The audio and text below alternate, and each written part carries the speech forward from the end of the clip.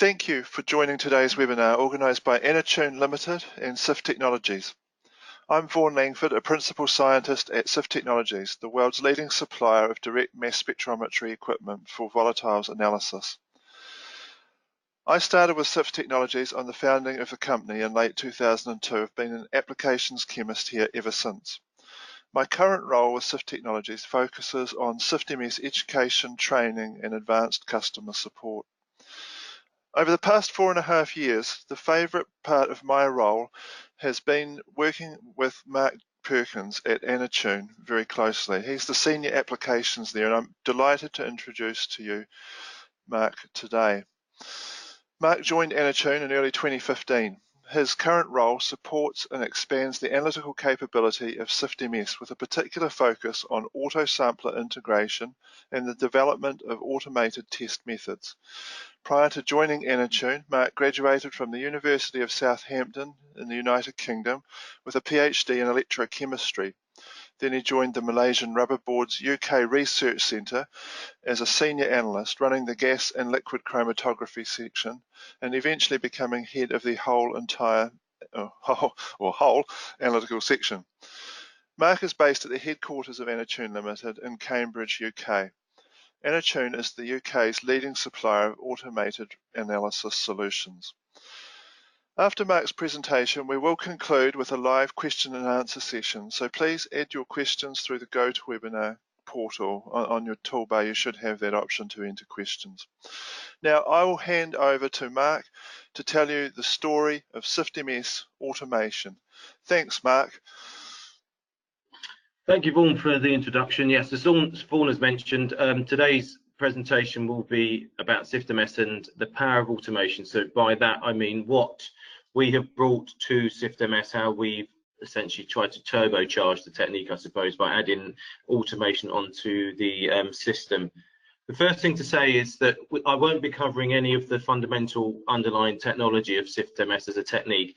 If you do need some information about this, there are some very good webinars on the Syft website. I would recommend this one if you're a newbie to the technique, and there are some very other good, interesting ones on the website. So seek them out. Lots of good information on that. So just to put some context on where we are with things, in the dim and distant past, basically when I started doing analytical chemistry, I worked on GCs, and they looked a bit like this. And the one thing they were missing was any way to get samples in, unless you introduced them yourself using a syringe, which was how I started my job. Now, at some point, some bright spark decided, you know what, if we can put an auto sampler on top of that, we can get the system to do the introduction itself and leave me to do some more sensible things. So these auto samplers were generated, which do very simple liquid injections onto GCs. And then, you know, over time, this sort of technology increased, and the sort of ability to do more and more interesting sample preps came about, particularly with the likes of GERSTEL MPS system. And now we have lots and lots of modules on our system. We can do all sorts of sample preps, all sorts of different introductions to the system. And it means that we have some very powerful techniques we can run on gas and liquid chromatography, to the point that we actually now have a system that looks like this. And it can do basically everything you want it to do, maybe except turn into a spaceship, but you know, pretty much anything you want it to do.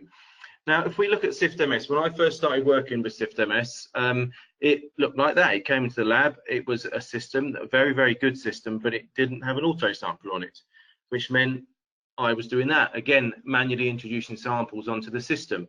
And so why couldn't we do the same as what was done with GC and LC, i.e. put an auto sampler on top of it? So using the GERSTEL MPS platform, we introduced the auto sampler onto the system, set the inlets up to enable us to do automated sample introduction, etc. And so we now have a system that pretty much works the same way as standard chromatography, in that we can do automated sample introduction, automated sample prep. And this webinar is going to be talking about how we can use this technology to really enhance the techniques and analytical methodology we can do with SIFT-MS. So just to cover the requirements of automated SIFT-MS, because they are somewhat different to anybody that's used to doing automated injections into chromatography systems. So with chromatography, we want our introduction onto the system to be really quick, because we want the sample on the column in a very short period of time. So we minimize band broadening over the analysis time. So very short introduction and very long sample analysis time. For SIFT-MS, if we're not introducing sample into the system, we won't actually get any measurements. So our sample introduction time is actually our analysis time. And what we want is we want a very slow injection to the system. So not at all like chromatography. We want to stretch out those headspace measurements to maybe 50 seconds or so and get the instrument to make the measurement. The benefit of this, of course, though, is there's no chromatography at the back end. So there's no extended sample analysis time. The analysis is really short. And as I said before, there are some webinars on the Syft website that can go into this in a bit more detail. So let's work through different things we've done with the automated system. So we're going to start from quite simple methods and sort of build the complexity to show how each thing can generate a little bit more functionality in your system. So the first thing we're going to do is look at static headspace. SIFT-MS is a gas phase analyzer, so all the samples have to be in the gas phase or the headspace. So this is how we're going to do the analysis. So let's do the most straightforward static headspace measurement we can do, which is a repeat analysis from a Tedlar bag. So we have a Tedlar bag containing gas phase samples, and we can get the MPS system using the Tedlar bag hanger, which you can see in this picture here, to take small amounts of headspace or gas sample from that bag using the headspace syringe and inject it into the system. So what we did, just to check repeatability and precision of this instrument, we got the system to do 50 repeat injections from a bag containing a range of compounds. And this is the plot we got. So we looked at things like toluene, and it was quite high concentration toluene, about 6 ppmv, and underlying that was some of the other lower level compounds in this mixture, so acetone, butyl acetate, isoprene, and limonene. And there's no surprise why these compounds were picked. This was me eating a sweet, blowing into the bag and adding toluene in, so we can see my breath compounds, acetone and isoprene, and the flavor compounds from the sweet. But it's a simple way of putting a multiple matrix into a bag. And you can see we get 50 repeat measurements in 35 minutes of time. So a very, very quick technique. So let's just dig into what we see when we do automated SIFT-MS. So this is one of those peaks. So you can see that the injection into the system is relatively slow, but when we inject into the system, we get concentrations measured on the instrument for each of the compounds we're interested in at the same time. So to get the concentration in that bag, what we need to do is we sort of take the central 10 data points of that peak, for want of a better word, and we get to take the average concentration measured, and that is the concentration in our Tedlar bag in our measurement. This is how all automated measurements are made on SIFT-MS. We inject slowly and we take the central data points from the injection phase and we average those concentrations. So this is the results obtained with some standard deviation error bars on it. So you can see very, very precise measurements, small error bars on it. So it's a very good technique. Repeat injections for the same sample, give the same concentrations every single time. And just to look at the lower level concentrations, now we're down in sort of 10 to 20 parts per billion by volume, and yet the repeatability is still very, very good for this measurement. So really just a sort of look-see at how we can do automated SIFT-MS and sort of the fundamental background of how it works.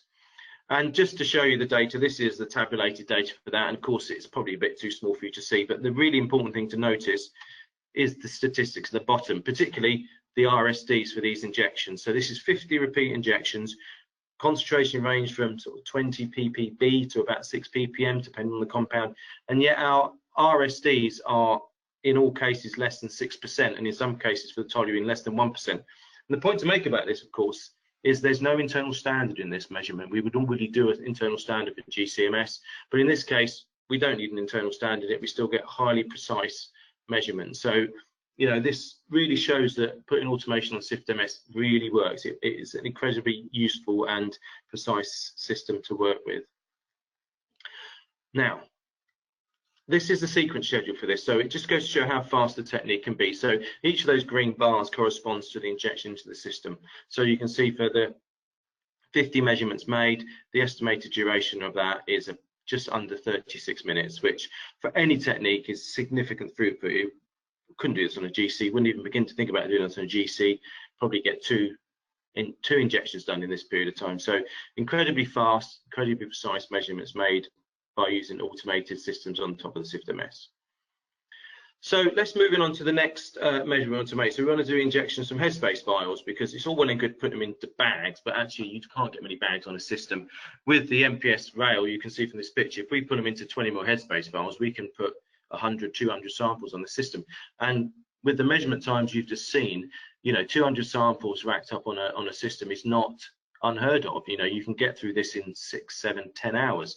So you do need this smaller volume injection. So the first one we're going to look at is looking at polymers degassing residual monomers. So put a small amount of polymer inside a Headspace vial and just measure the concentration from the Headspace vial. Of course, to liberate the VOC from the polymer, we need to incubate this. So there is an incubation cycle in this now. So more like a standard Headspace measurement you would do with GCMS. So sample in a vial, incubate for a period of time at a temperature, and take a sample out.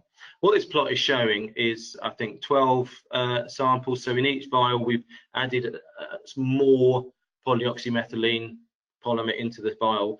And so if we measure the formaldehyde coming off of this, all things being equal, it should give an increasing amount of formaldehyde for each sample as we increase the mass in the vial, and it should do it in a fairly standard way. And as you can see from this plot here, that indeed we do. We start with 0 formaldehyde in the blank, and every time we add 15 milligrams more, we get more formaldehyde coming out. And just to show how linear it is, this is the plot for that weight of polymer along the x-axis, formaldehyde measured along the y-axis, and you can see from the R² of 9985 that it is a very good linear precise measurement. So again, we can do incubating Headspace samples from 20 ml Headspace vials automatically on the Syft-MS.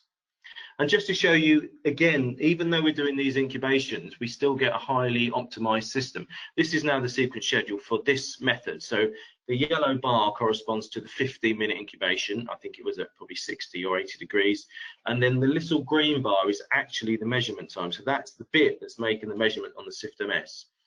The pink part of it is just flushing the syringe. So we want to ensure that the syringe is clean before the next injection comes in. So we do a small syringe flush on the system, and then we move on to the next one. And you can see that because we have multiple incubation positions on the GERSTEL MPS platform, and we can load up samples, you know, not just one at a time, but we can actually preload samples into the incubator. Once we get this method running, we get a highly efficient sequence schedule coming through. So once we start, essentially the length of measurement time is simply the measurement time and the syringe flush time. So for these 11 measurements, we did this in under 70 minutes for 11 measurements with a 15-minute incubation. So still highly efficient, high throughput analyses, something that you couldn't do with GCMS. And also, this is formaldehyde, I just hasten to add, which in itself is a difficult compound to measure. So that's just another benefit of Syft-MS, is some of the compounds it can do are really highly specialized, but we've now automated the system. Now, let's move on to something else. So at this point, we're thinking, what can we do to demonstrate the applicability of Syft-MS versus a GC method? So I just happened to find a method. There's no particular reason for finding it, other than it was looking at some interesting and potentially difficult compounds in food. So this is an application note I found on the Shimadzu website, and it was looking at ethylene in food, so particularly ethylene in apples, plus some of the other flavor compounds. So I thought, let's have a look and see if we can replicate this method. Now, if we look at the GC method to start with, we can see that you put some apple in the Headspace vial, you incubate it for 1 hour at 80 degrees, so essentially cook it for some reason, and then we take 1 ml of gas phase out of the vial using a Headspace syringe, inject into the GC and analyze it. Because it's interested in looking at ethylene, which is a pretty much non-retained sample or compound on GCMS, it had to use a very odd sort of Q bond column, which has got lots of hold up time in it, which meant the measurement was done very, very slowly. And if we look at the chromatogram generator, we can see what we mean by this. Our total chromatography time for this method is of the order of 20 minutes. So we can get the ethylene out in 2 minutes, and the butanol, which is, let's be honest, not a very non-volatile compound, it still sits in the relatively volatile end of analytes, takes 20 minutes for that butanol to come out. So the need to sort of hold up the non-retained compounds and then elute the more retained compounds means this measurement time is quite long, so 20 minutes for this runtime. and just dig into some of the responses. We can see the responses for various compounds. So the acetaldehyde is the highest responding compound, and the ethylene is relatively low. And we've got some very low level compounds such as the propanol or the ethyl acetate in this method. So the idea was to replicate this method on the SIFT-MS, essentially do the same sample prep, but instead of injecting into the GC-MS, inject into the SIFT-MS and see what we see. And here we are, this is the SIFT-MS analysis. So this is injecting Headspace from the sample into the SIFT-MS, and we're looking for the same compounds here, acetaldehyde, ethylene, ethanol, etc. And you can see acetaldehyde is the most concentrated compound in the mixture. If we remove that, we can see some of the lower level compounds. So again, the ethanol and the butanol are about the concentration we expect to see, with the ethylene and the lower level compounds such as the ethyl acetate, again, where we expect them to see. So really this method does replicate what that GC-MS method was doing. Now the interesting point to take from this though is that we can look at other apples as well just to prove the method works. So this is a Royal Gala apple, again, lots of acetaldehyde. In this method here I added in pentyl acetate or amyl acetate because I was interested in looking at some fruits that weren't apples, such as bananas and pears, which should show pentyl acetate as a compound.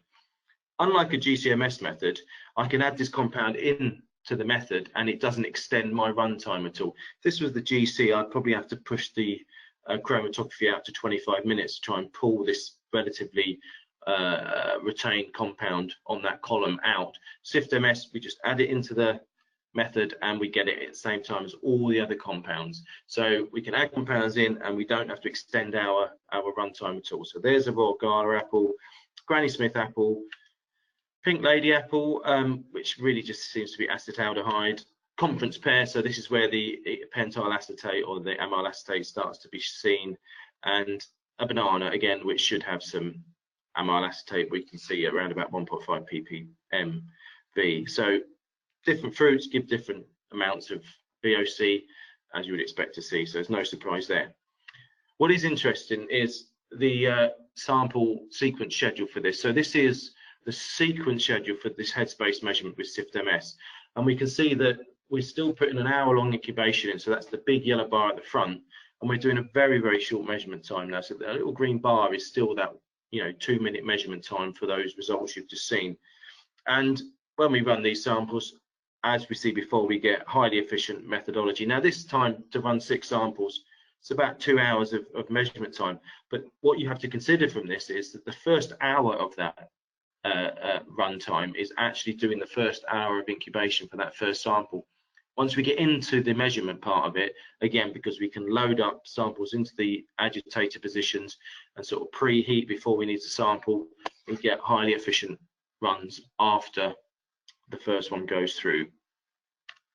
So what does that mean for our throughputs? Let's say hypothetically we were going to do this analysis and we had a load of samples to look at. So what's our 24-hour throughput time? So with this Headspace SIFT-MS method, we can do 128 samples in 24 hours, which is quite significant actually. As an automated analytical system, 128 samples for looking at 7 or 8 analyses is actually quite a significant throughput. If we compare it to our Headspace GC-MS schedule, so this is the equivalent method. So now our runtime is around about 20 minutes. We've got our 1 hour incubation and we have our 25-minute runtime and our cool down time. You can see that because our runtime is so long, we don't really get any efficiencies in the methodology. We can't stack up samples in the same way. So for the same 6 samples that took 2 hours for SIFT-MS, now takes 7 hours on GC-MS, which when we look at our 24-hour throughput time, gives you 21 samples. So SIFT-MS gives the equivalent results on equivalent analysis to GC-MS, but we can do 7 times as many samples on this method as we can with a standard GC-MS method. So A, the automation works. B, we get the same results as you would see with the GC-MS method, but we get them significantly faster. So again, the power of the automation here is giving you significant throughput gains for your analytical methodology. So this is just sort of showing you the results from the samples we ran, and you can see that I've plotted it for compounds versus concentration, and we can see the various samples. And as you can see on the right hand side, for our samples such as the banana, we see quite a lot of amyl acetate, as you'd expect to see. Now, the point to make here is these are dilution corrected results. I've made that point specifically because the nature of the way SIFT-MS works and the way that the measurements are made, we do have to take into account some dilution factors that we wouldn't ordinarily have to take into account for GCMS, and I think it's worth just going through these. The first thing to say is that the SIFT-MS requires sample introduction around about 25 millilitres per minute, but of course on our Headspace syringe we only have about 2.5 millilitres of volume, and we have to run it in over an extended period of time, so we are actually running our samples into the system much slower than the system requires. So there is a requirement to put a makeup gas into the flow to make up the missing flow rate into the system. So most of our measured concentrations are actually diluted about 8-fold to make up for that additional makeup gas in the system. But if we know the flow, we can work these factors out. Another interesting dilution factor we didn't expect to see until we started digging into it is related to temperature. So let's have a quick conversation about dilution factors. So here is an example of looking at formaldehyde from a Tedlar bag. So we're going back to that first analysis, just taking sample out of the Tedlar bag into the SIFT-MS. And what we've got here is measurements made from the same bag. Tedlar bag is at room temperature, but what I've done is I've made those measurements with the syringe temperature that I'm using to take the sample out of the bag at 3 different temperatures. One's at 50 degrees, one's at 100 degrees, and one's at 150 degrees. If I asked you to guess which ones were which, I would say 50% of you might get it right, 50% might get it wrong. Now, if I put the temperatures on, you can see that as we reduce the syringe temperature versus the Tedlar bag temperature, we get more measured formaldehyde. So seemingly the system sees more formaldehyde as the temperature of the syringe go down, which seems slightly counterintuitive at first thought. So just to prove this isn't just a function of formaldehyde's weird behavior, this is an equivalent method using toluene in a Tedlar bag. And again, same sample measured with syringes at 3 different temperatures and exactly the same as we've seen before. The 50-degree syringe gives more concentration than the 150-degree syringe temperature. So the question is, what is going on here? Well, we need to think about what's happening with the analyzers as they go into the syringe. So bear in mind that the sample itself is being held at room temperature, and we're putting the sample into a heated syringe. So if we think about it, the syringe barrel is hot. So when we pour sample into the syringe, what it does is it's going from room temperature to the syringe temperature. So the first thing it does, of course, is it expands in the barrel of the syringe. And so as the gas expands, it can do one of 2 things. It can either pressurize up the syringe, or if there's a place for it to escape, it can escape out of the hole. And there's a hole in the bottom of the needle, so the gas escapes out the bottom of the needle to equalize the pressure back at atmospheric pressure. So this is really the root of what we're seeing here. So if we consider the ideal gas equation, so PV equals nRT, when we pour the gas into the syringe, it expands and loses some of that volume out of the back end of the syringe. So with the ideal gas equation, PV equals nRT, because the syringe barrel can't change its volume, because the pressure is normalized to atmospheric, because any excess pressure is sent out the back end of the needle, the PV part of the ideal gas equation stays constant because it can't change. Atmospheric pressure is atmospheric pressure, the syringe barrel volume is syringe barrel volume. The next thing to say is that R, the ideal gas constant, by definition is constant, which means that if we vary the temperature of our syringe, i.e. the temperature that our gas is experiencing in our syringe, if we vary that, to keep PV constant, if temperature goes up, N has to go down, otherwise the PV side of that equation does not remain constant. And N is a number of molecules, or the measurement we're making. So you can see as our temperature of the syringe goes up, N goes down, so our measured concentration goes down. So what we need to do when we are looking at these measurements is we need to take into account the temperature of the sample before it's sampled versus the temperature of the syringe in which that sample is being taken. So we need to correct by this temperature factor. And so if we correct the concentration by this ratio, so the syringe temperature in Kelvin divided by the sample incubation temperature in Kelvin, everything should normalize itself out. And if we do that on those formaldehyde measurements, you can see that all of those measurements now give exactly the same concentration. So we are normalizing by the ideal gas equation, and the same applies with toluene. We are correcting those concentrations for those temperature effects. So it's a really interesting facet of SIFT-MS, the fact that we see real concentrations in real time, meaning that we start to see concentration effects that we wouldn't otherwise see.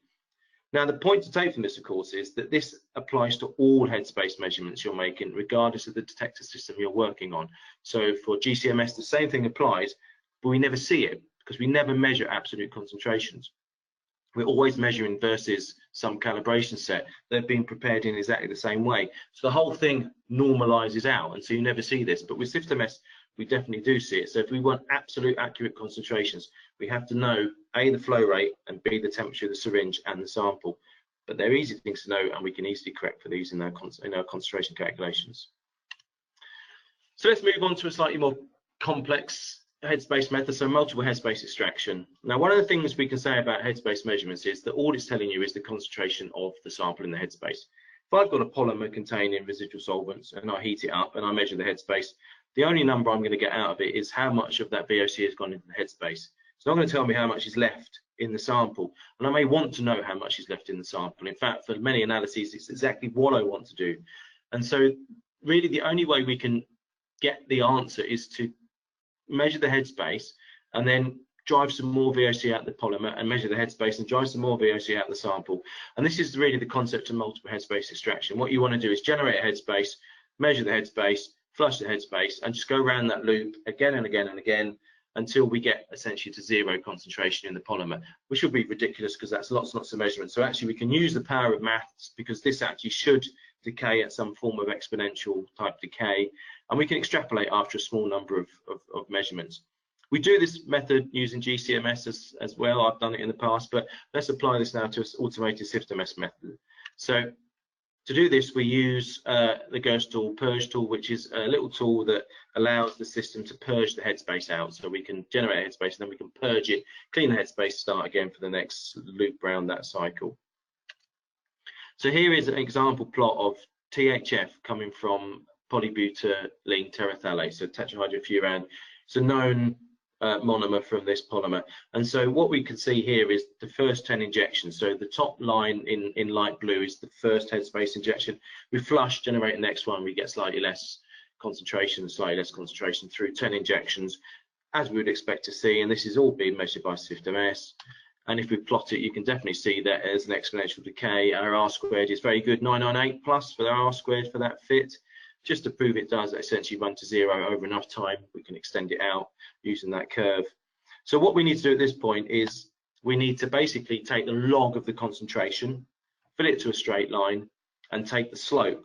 And from that slope, if we apply it to the MHE equation, which is essentially the concentration of the first injection divided by 1 minus the exponential slope, what this does is add up all of the concentrations on that exponential decay through to infinity, essentially, and that will give you the total concentration in the sample.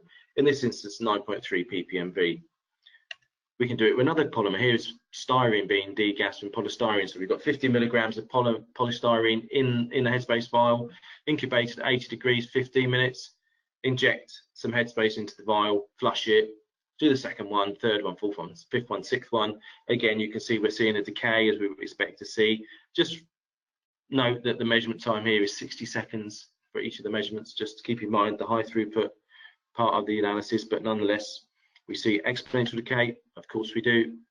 Just to show it does run to zero, there we go, it does run to zero eventually if you run it far enough. R squared 992, so still a very good fit on that curve.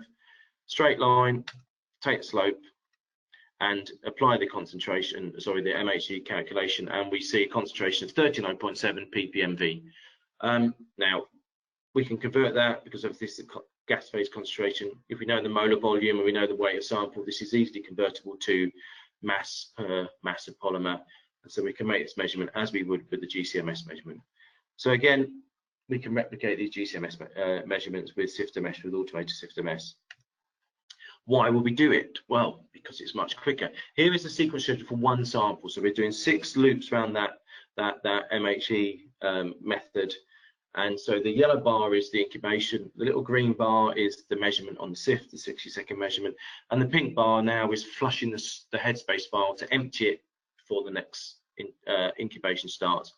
So one sample, 6 loops around that, takes just under 2 hours. So it's quite long. I mean, you know, it's not as long as a GC method would be, but still, you know, relatively long. So it's not something you would do lightly, but there is something to be gained actually doing multiple samples. So again, remember, we have multiple positions on our MPS agitator, so we should be able to run multiple samples and yield some benefit from being able to sort of stack samples in the incubator. So let's have a look if we did 4 samples. So now here is the sequence schedule for 4 samples, and this is quite remarkable. When I first saw this, when we were doing this, I was quite amazed by the ability for the MPS system to schedule up samples like this. So what we're seeing here is we're seeing sample 1, 2, 3, and 4 stacked on top of each other. Because the measurement time is so short, which isn't the case for any other methodology, we actually have time to do the measurements on samples 2, 3, and 4 while sample 1 is being re-incubated, and the same applies to sample 2 and 3 and 4. So what we actually get is this highly efficient interleaving of samples in between the incubation time. This is only possible because the measurement time is really short with SIFT-MS. And so we've gone from running 1 sample in 1 hour 51 to running 4 samples in 2 hours and 3 minutes. So we've added 3 more samples and only added 12 minutes to our measurement time. So really efficient methodology for MHE, which you do by GCMS, but it's not very efficient at all. But SIFT-MS is a highly efficient method. Now, let's move on. So we've developed our methods. We're looking at our methods. We're trying to generate, you know, MHE parameters or Headspace parameters. So we want to do some method development. We want to make sure that our Headspace parameters are actually fit for purpose. We would like to do this for all methods, but actually sometimes we don't because it's a bit of an onerous task. But this fast measurement time and automation gives you the ability to do some very rapid method development. So here, for example, is I'm interested in polystyrene and styrene degassing from it, but I don't really know how long to incubate it for. So what I want to do, of course, is to increase incubation times to measure the concentration. And this is what this plot is showing. The blue line at the bottom is a 5-minute incubation running up to, you know, in 5-minute step sizes to 30-minute incubation at the top. And you can see we're getting increasing concentrations of styrene being degassed, but it does definitely look like it's plateauing out somewhere. So if we plot this, you can definitely see that there is a plateau appearing that at some point around about 40-45 minutes is probably the optimum time for incubation to effectively generate an equilibrium of styrene in the headspace above the polystyrene. So nothing special about this. We can do this with other analytical methods. You know, as I say, we should do it. But again, the fast measurement time of SIFT-MS really yields some incredible benefits here. So here is the sequence schedule for that method we've just run, so the 6 injections. And what you can see here is that we need to run the first sample for 30 minutes because that's the longest incubation time we have. But because our measurement time is so short, within that 30 minutes, we have enough time to incubate for 25 minutes and make a measurement. And within that 25-minute incubation time, we have enough time to run a 20-minute incubation and make a measurement, and so on, so on. So down to the 5-minute one at the bottom. So you can see that the longest measurement we want to make is a 30-minute incubation time anyway. We have to wait 30 minutes. All those other analyses we essentially get for free. We've got to wait for it anyway. So we've done 6 analyses at 6 different incubation times, and our method time is really only 34 minutes. So again, you can see that this short measurement time yields some very, very interesting sequence schedules. So this suddenly opens up the ability to do the type of method development that you would otherwise balk at if you had to wait for a GC to do it. So really interesting things to look at. So let's move on now to sort of calibration and standards. So normally, as an analyst, you actually want to do calibrations. It makes you feel comfortable. Auditors like it. You know, it means that we feel comfortable about the analytical methodology we're running. So can we do this with SIFT-MS? Of course we can. Point to make out here, of course, is that SIFT-MS is highly sensitive to most organic solvents. So the methodologies here will be in aqueous solution. So we're basically making up standards in water, of which SIFT-MS does not have any issues at all. So here we go. The first look at this is BTEX and chloroform in water at 60 degrees. So this is now a standard analytical method. We're making up standard concentrations in water from about 2 ppb to around about 1000 ppb in solution, and then run it as a Headspace method and measuring the concentration. And you can see we get a very, very good calibration curve. So R squares of 999 plus for all of those analyses. Just a standard analytical method you would run. So nothing special here, but we're doing it on SIFT-MS, and we're doing it automatically on SIFT-MS. Again, let's just show some repeatability of that. So we're starting to get into method validation territory now. So we're looking at repeatability of injections of a 250 ppb standard for these analytes. So again, you can see that the repeatability for those 6 measurements is RSDs of less than 3% for all of those analytes. I will add again, there are no internal standards in this method, so this is entirely internal standard free, unlike you would need to do with GCMS methods. So again, really good repeatability, really good precision on this system for these types of measurements. What about polar compounds? BTEX in water is easy. It wants to, go into the Headspace. Of course it does. What about polar compounds in water? You might be interested in alcohols. Here's ethanol in water at 40 degrees. Now, the concentrations here are somewhat higher than for the BTEX compounds. Understandably, it doesn't partition as well, but nonetheless, we're seeing from 20 nanoliters per mil to 100 nanoliters per mil at ethanol at 40 degrees. We could do it at 60 degrees. If we need a bit more sensitivity, we're trying to force it into the Headspace, we could do it at 60 degrees, ethanol at 60 degrees. What about slightly higher molecular weight compounds? Pentanol at 40 degrees, pentanol at 60 degrees. So all of these work. So these are all being run times of 100 seconds for those analyses, and we get good measurements. Average concentration across the top gives you your points in your calibration curves. And so there you go. There's your calibration curves for this analysis, exactly as you would expect to see. No surprises there, really, I suppose. R squares are 995 plus. Again, no internal standards in this. So this methodology, these calibration curves work both polar and non-polar compounds. One thing to say about calibration, of course, is, and this is going to cause some people who are much more, SIFT-MS, experts, is that SIFT-MS relies on knowing kinetic values to make the absolute concentrations work in the measurement. But if we're going to run calibration curves, we don't really need to worry about this, because we're actually normalizing the system for itself now, which means that these sort of kinetic values in the system that are used to make SIFT-MS work, and if you've not come across this before, I would look at those webinars we talked about at the beginning of this presentation to understand what we're talking about here. We can actually remove those K values. They're not important anymore in the system, and that takes one of the potential questions that some auditors have sometimes with SIFT-MS about how do we know that the measurements are actually correct. Well, don't worry about it, calibrate for it, and then you're fine. So this is an advantage of this calibration approach. And so that means we can actually change that plot we've just seen. Instead of having ppmv up the side, we can actually put arbitrary units in, and it's still an applicable method. Right, moving on. Chloroform and dichloromethane, 2 compounds that are sometimes looked at for analyses. Could we do these with SIFT-MS? We should be able to do them with SIFT-MS. They're quite easy compounds. So first of all, let's see what we can see with them. So this is a chloroform solution, 100% chloroform, 0% dichloromethane in it. There's our results. We've seen a response to dichloromethane for some reason. 75-25, we seem to see a similar response. So all the way through this method, it doesn't seem to be working very effectively at all. There's something going on in this system that's causing this problem. So we can't seem to separate these 2 compounds out. So if we look at it, that was our calibration curve, and it doesn't make any sense at all. Now the reason for that is we dig into the sort of ion chemistry and the mass specs of these compounds, we can see where the problem lies. This is the mass spec of chloroform as run on a SIFT-MS. So we've got 83, 85, and 87 Daltons. That's the chlorine isotope ratio, exactly what we expect to see. So dichloromethane, what does that look like? Exactly the same, 83, 85, 87. So we actually can't speciate these using SIFT-MS at the moment, but we can if we use negative ions. So we can actually set a method up using the new functionality on the SIFT-MS of using negative ions. But one thing to say about this is that we do need to understand the kinetics of this if we want to make it work.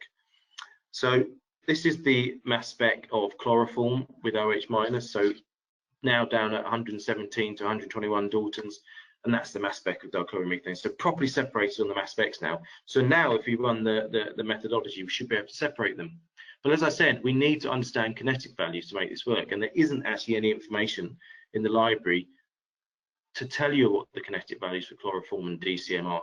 So we can just put solder concentrations in, because actually we're using the calibration now to normalize, so we don't really care what these values are, because we're using the calibration curves to normalize. So essentially we're crossing out those K values as we saw before for that ethanol methodology. So now we run the method, 100% chloroform, no dichloromethane, we get a response exactly as we expect to see, and as we change the concentrations, they vary in concentrations as you would expect to see. When we plot them out, we get exactly what we should see, which is that crossover on this calibration curve. So by using the calibration approach, we can actually set up calibration curves to now speciate chloroform and dichloromethane using negative ion chemistry on aqueous standards using SIFT-MS. So again, utilizing the automation and the ability to calibrate using automation to use the enhanced capability of the negative ions in SIFT-MS. So this led me on to sort of looking at full mass scans. What can we do with full mass scans? Because we should be able to do these quite quickly with automation, and indeed we can. So we can basically make up some standards in Headspace files of any compound we like and just get the system to inject in a Headspace volume and run a full mass scan. So this is a really good way of building library data entry, provisional library data entry, I'll give you that, but nonetheless, at least looking at the mass specs of the library data. So again, trying to build a negative library in the system, a really quick and easy way to get some early data about it is to run an automated method. And this is C1 to C5 alcohols, and you get exactly what you expect to see. The masses for the primary product ions are exactly where you expect them to be. This drop off in concentration is related to vapor pressure. If we increase the concentration at the back end to try and normalize with this vapor pressure, you get slightly better responses. But nonetheless, a really quick way of getting product ion data for new compounds in the library.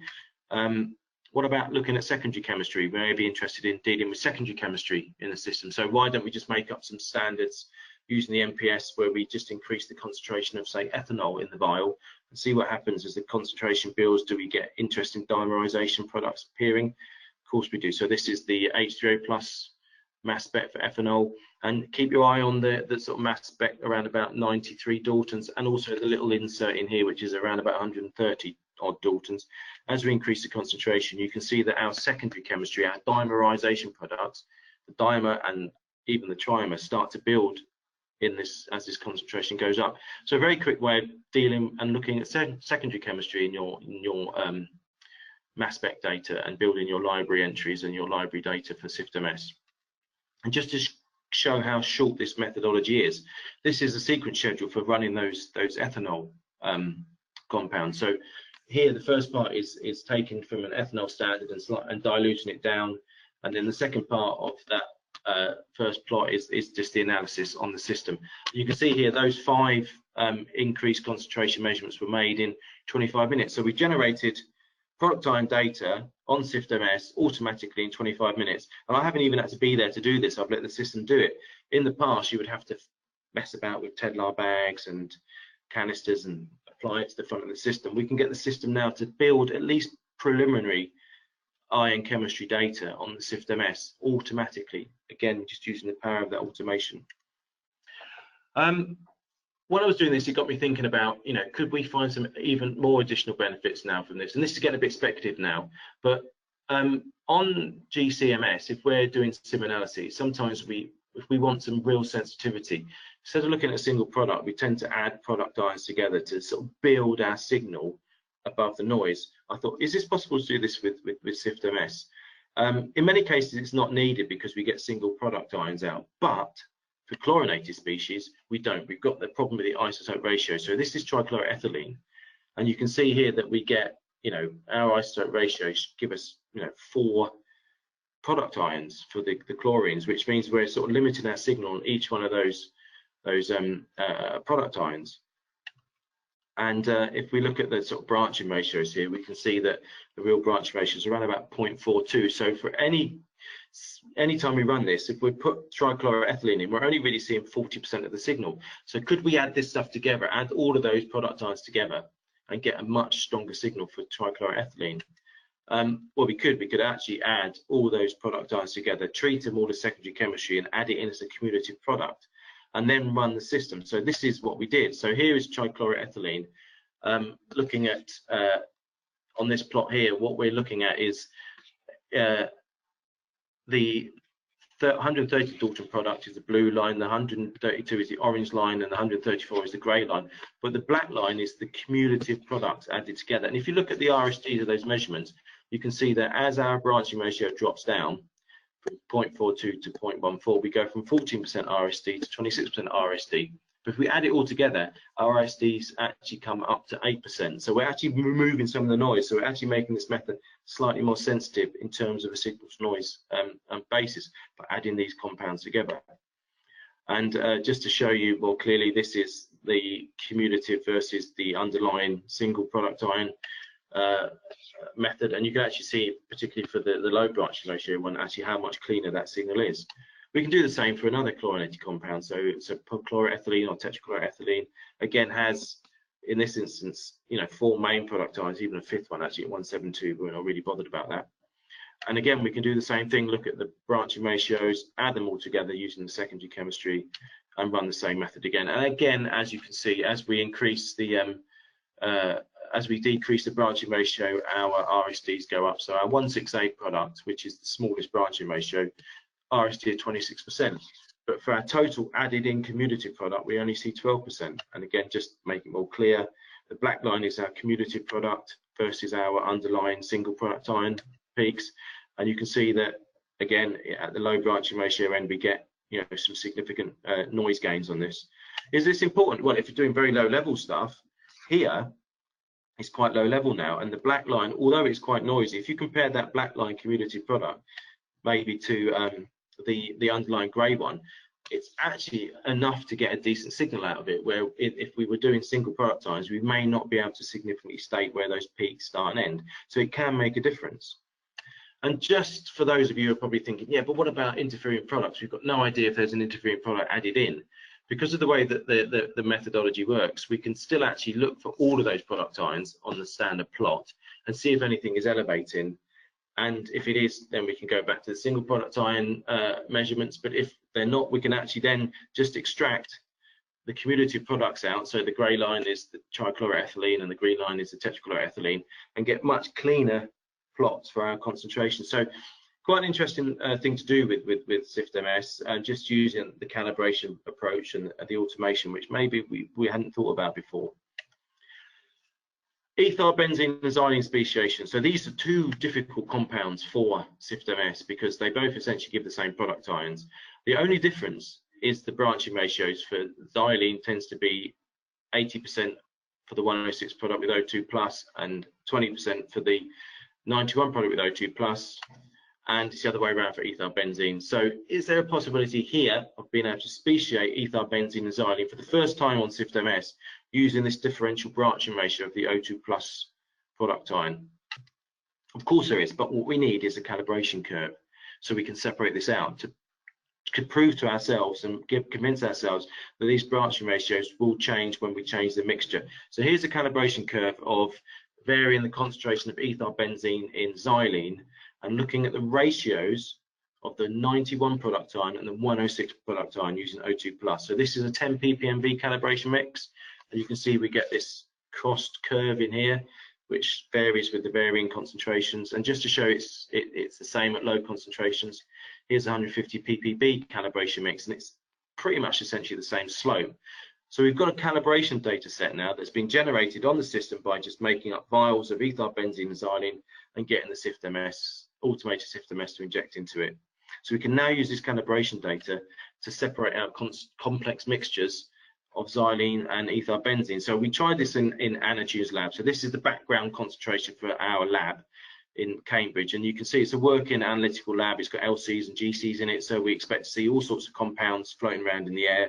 We definitely do things like acetonitrile and methanol and acetone. But what we don't see is xylene and ethylbenzene, thankfully. So what I did was I took some mixtures of ethylbenzene and xylene in some vials and then opened them sequentially in the lab and got the system to monitor for these compounds. So this is what we saw. We saw ethylbenzene, xylenes being released. One of these is xylene, one of these is ethylbenzene, and one of these is a mixture of the two. And we don't know what it is at the moment, but if we apply our calibration curve to it, we can now separate out the 91 and the 103 Dalton products and their ratios. So this is now the product ion ratio for the ethylbenzene and xylene. When we apply this calibration data to our underlying concentration as measured, there's the calibration curve. We can actually pull out the concentrations of the xylene from the ethylbenzene. So you can see now from this plot that the first vial contained xylene, second vial contained ethylbenzene, and the third vial was a mixture of the two. And by using this calibration approach, we can now speciate ethylbenzene and xylene, which we haven't been able to do before. And of course, we can apply this to other data we generated. So let's go back to the previous data we looked at a while back, the BTEX and chloroform in water. Now, you've probably noticed previously that I measured the xylene and ethylbenzene at the same time. If we apply this calibration approach to this data now, so we've got the ratio data for the 91 and 106 product time with O2+, we can actually apply that calibration data retrospectively to this data and actually separate out the xylene from the ethylbenzene. And so what we've got here is exactly what we'd expect to see for this mixture. These are all at the same concentration, and what we're seeing is essentially the benzenes at the highest concentration, followed by toluene, followed by chloroform, ethylbenzene, and xylene. And these are essentially following the vapor pressures, except for chloroform, of course, which is a different vapor pressure, but it has a different affinity for water. So these concentrations are actually coming out exactly the right order and exactly the right ratio in the headspace that we would expect to see for these compounds' physical properties, so the vapor pressure and the water affinity. So it just demonstrates that this methodology really works. It works really effectively. And just to apply this to our reproducibility, we've separated those reproducibility data to show again that the RSDs are fantastic with this method. So again, a really interesting plot that we can do, and an interesting method we can do with automated SIFT-MS.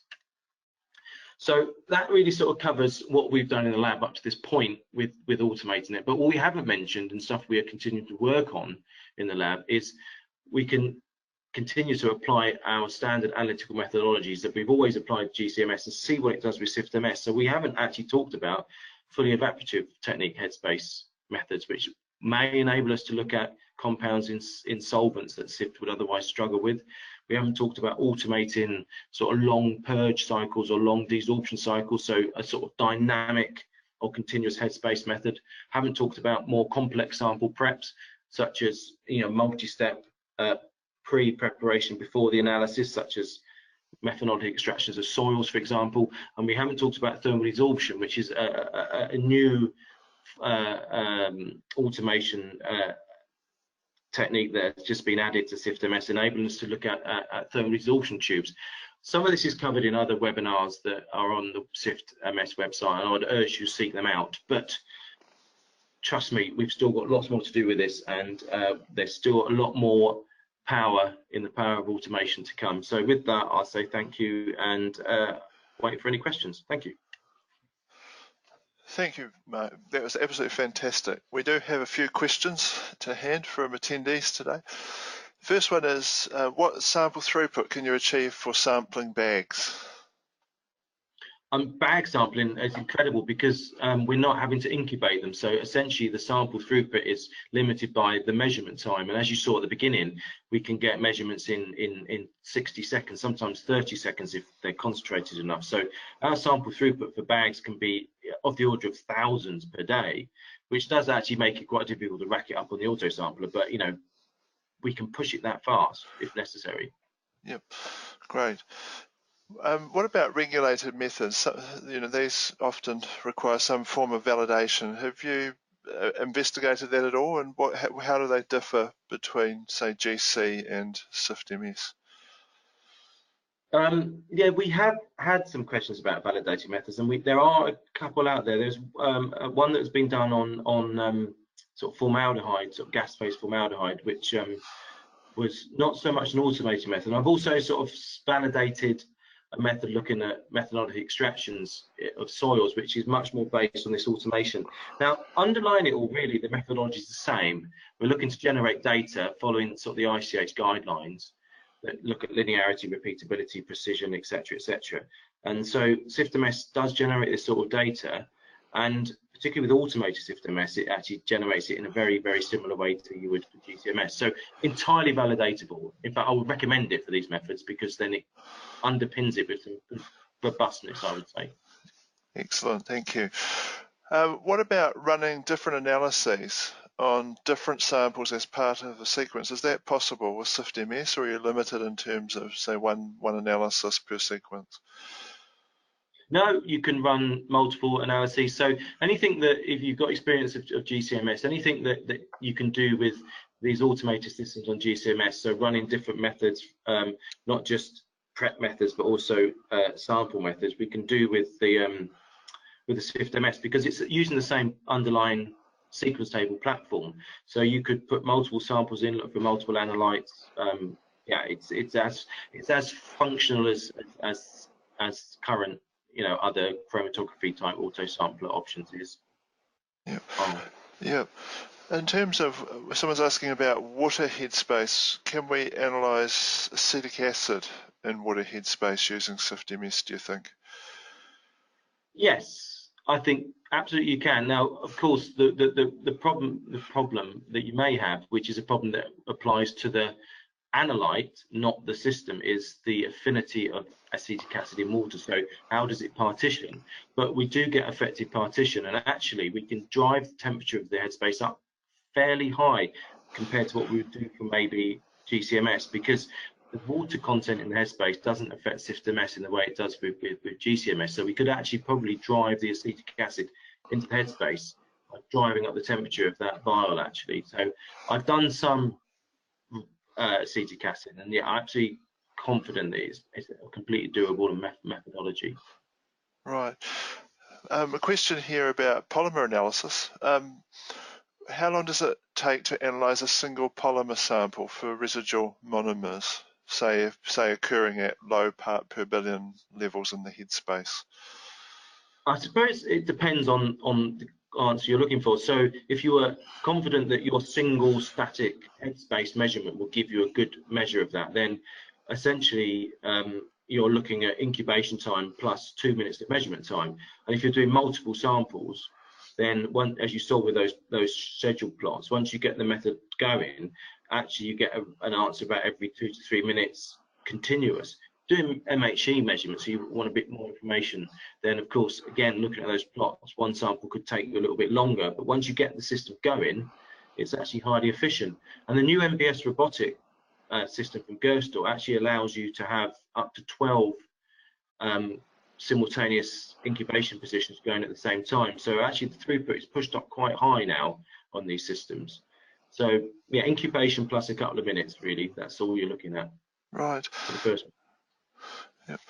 What about calibration? Have you done much calibration of these measurements? I think you alluded to it, but perhaps this person's asking more just about the mechanics of it.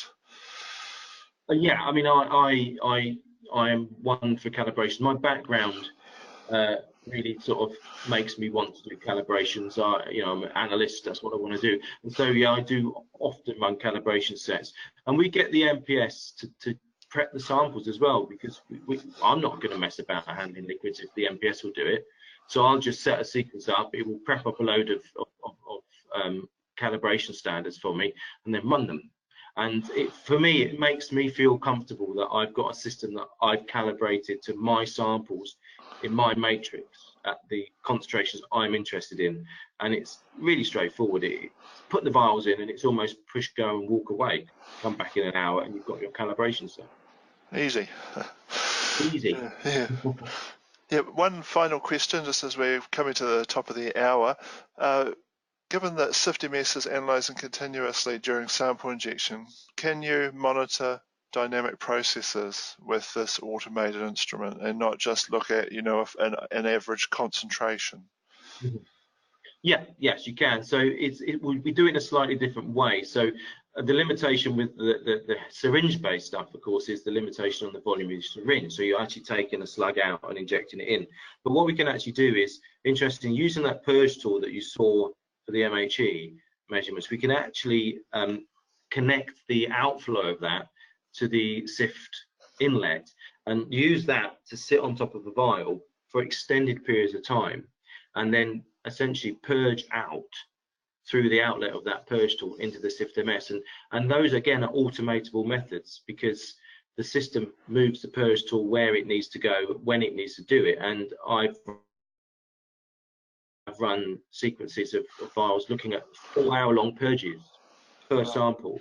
Yeah. It does take a while to do it, because you can't speed a 4-hour purge up, but it's nonetheless runs overnight. I don't want to be here overnight. I want the system to do it for me. And it does. It does.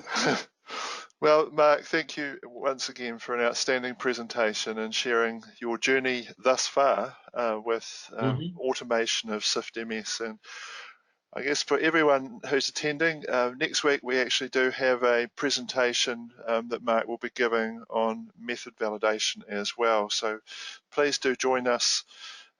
Thank you very much, Mark, and thank you everybody for attending. Goodbye. Bye.